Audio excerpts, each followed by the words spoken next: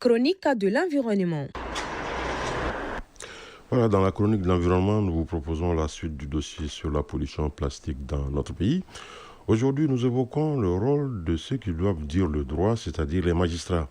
Ils doivent être au cœur de l'application de la loi en matière de pollution plastique, faute de quoi la législation qui existe depuis 2014 risque de rester lettre morte. Sécurité, justice et écologie, pour une application réelle de la loi contre les pollueurs, c'est le sujet de la chronique de l'environnement et une réalisation de Agibou Koulibaly. Depuis l'entrée en vigueur de la loi numéro 2014-024, l'utilisation, l'importation, la production et la commercialisation des sachets plastiques non biodégradables sont interdites au Mali.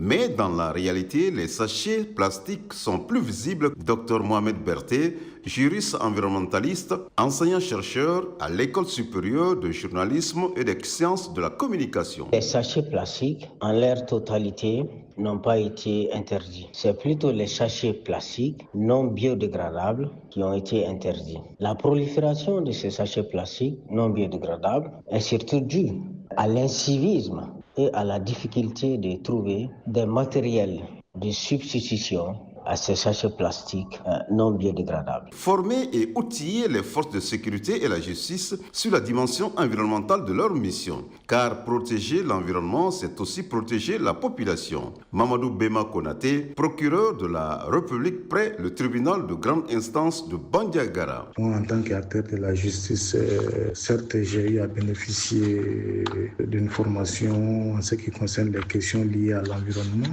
Mais est-ce que tous les acteurs à tous les niveaux en ont bénéficié? Je ne crois pas. À mon avis, il va falloir plus d'initiatives, plus de cadres d'échange, plus de cadres de concertation pour quand même susciter un intérêt chez les acteurs chargés de cette question, notamment les forces de défense et de sécurité, la justice, pour pouvoir vraiment relever les niveaux en ce qui concerne la lutte contre ces phénomènes-là. La justice peut en effet servir d'exemple et de levier, prononcer des amendes, ordonner des réparations écologiques, voire organiser des audiences foraines sur la pollution plastique dans les quartiers. Dr Lanseni Traoré, enseignant-chercheur à l'Université des sciences juridiques et politiques de Bamako. Nous avons un code pénal et de procédure pénale qui en parle beaucoup et je pense qu'il faut purement et simplement appliquer les textes en la matière. Donc les sanctions sont claires et les quotas à payer tout.